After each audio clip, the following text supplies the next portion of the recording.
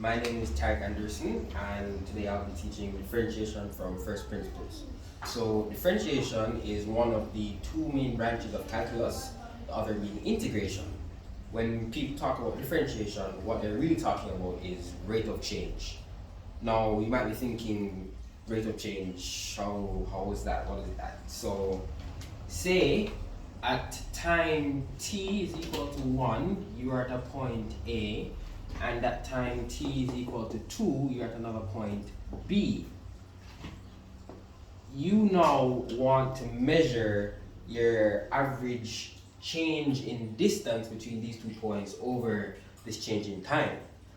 So how you would go about that would be your distance, your final distance B, subtract minus your initial distance A, and your final time t2, subtracting your initial time t1. This would give you your average rate of change between these two distances. Now, on a graph, how this would be, you would have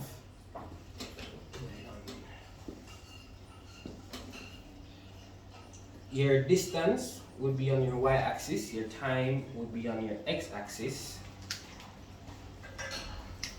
So here we have A, this point A right here, and here we have point, no, this is T1, T1, T2, and here we have A, and here we have B.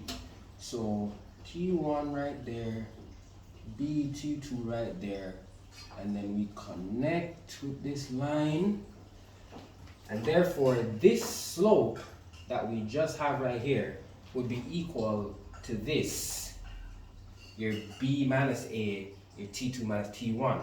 Now, this may look familiar if you know the general equation of a straight line.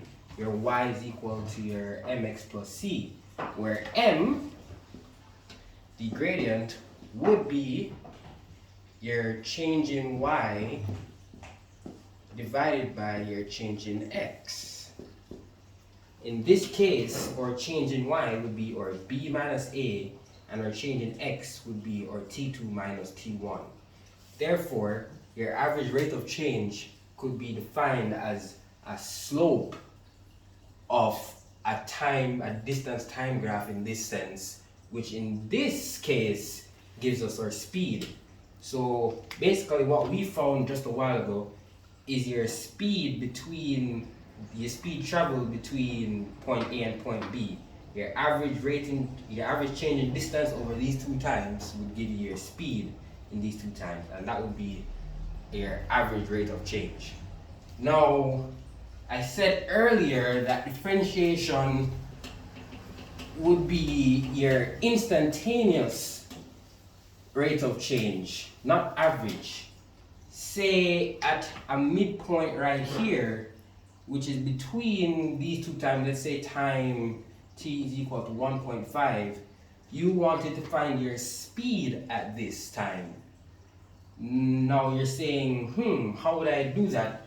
If you use the method just defined a while ago, you wouldn't get it. You're changing y, you're changing x.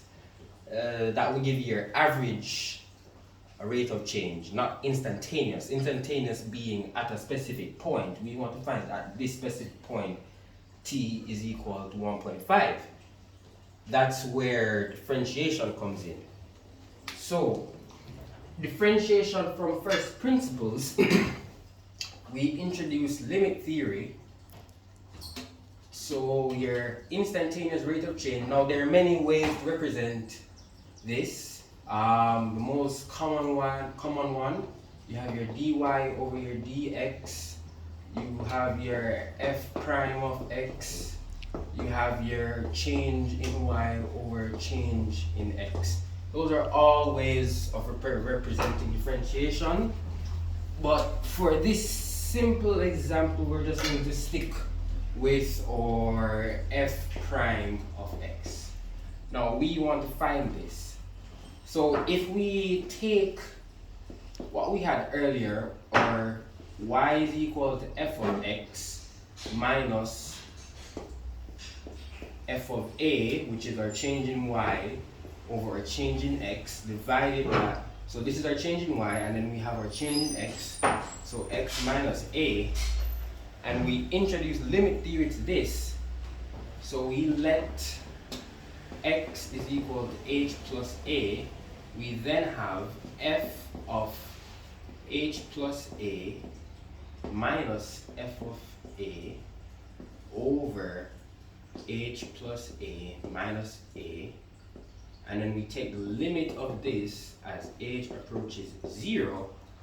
This formula now simplifies to the limit as h approaches 0, f of h plus a minus f of a over h, because these two a's cancel. And this now, that formula right there would give us our f prime at a, at the specific point a. So basically what I'm trying to say is this formula over here, limit as h approaches 0 of f of h plus a minus f of a over h, is the basis of differentiation. It is differentiation from first principles. So if I erase all of this, I'm going to rewrite this. Remember what I said earlier? We wanted to find our average or speed at time 1.5. How we would do it with differentiation first principles?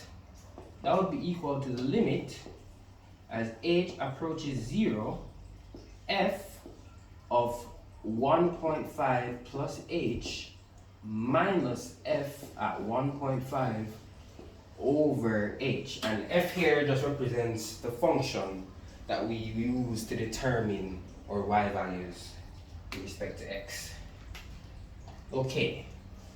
Now, in this sense, for differentiation, the basis of limit theory is required, just the basics. So for differentiation, the limit as h approaches 0, f of x plus h minus f of x over h, all you have to do with this is just replace h with 0.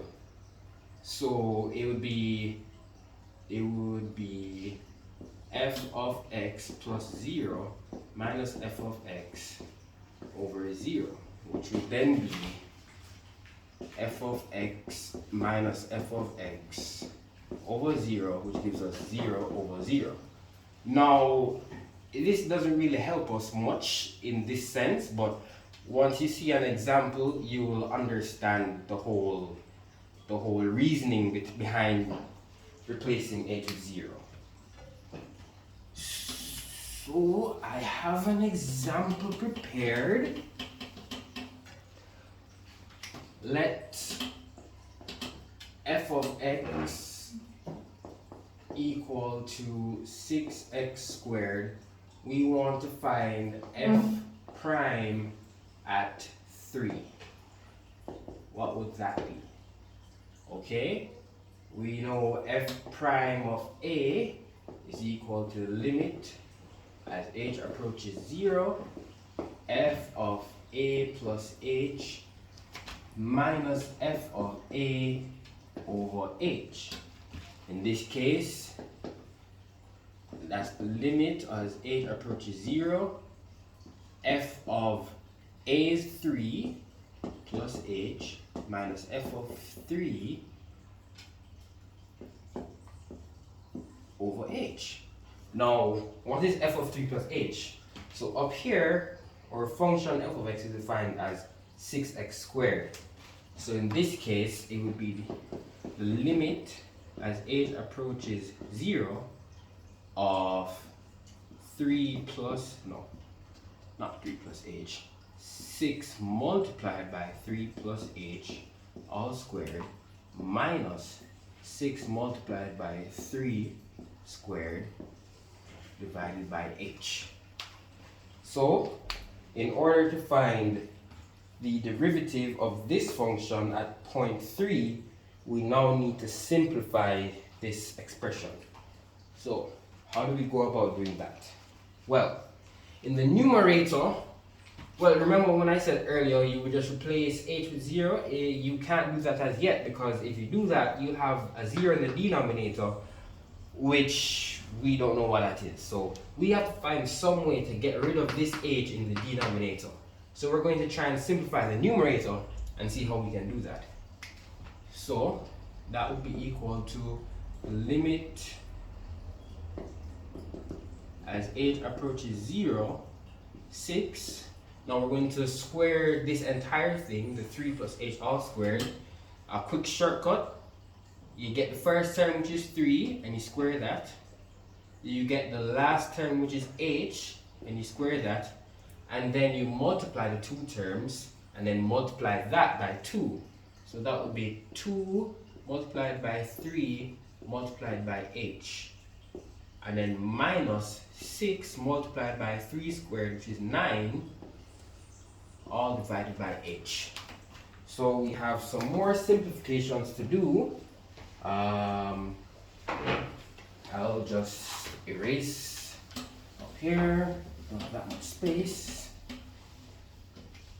So bringing this back up here, we would then have the limit as h approaches 0 of 6 into 3 squared is 9, plus 2 times 3 is 6. 6 times h is h, that's 6h plus h squared minus 6 times 9, 54 over h. That would then give us the limit as h approaches 0 of 6. Now you multiply the brackets by 6. So that would be 54 plus 6 times 6 is 36h plus 6h squared minus 54 over h. Now we have a positive 54 and negative 54, so those cancel. So you're left with the limit as h approaches 0 of 36h plus 6h squared divided by h. So remember what I said? Our goal is to try and get rid of this h in the denominator. And we have simplified our numerator enough so that we can now do this. If we factor out an h, we're left with 36 plus 6h. And then we divide that by h. Here we have an h divided by an h, so those cancel.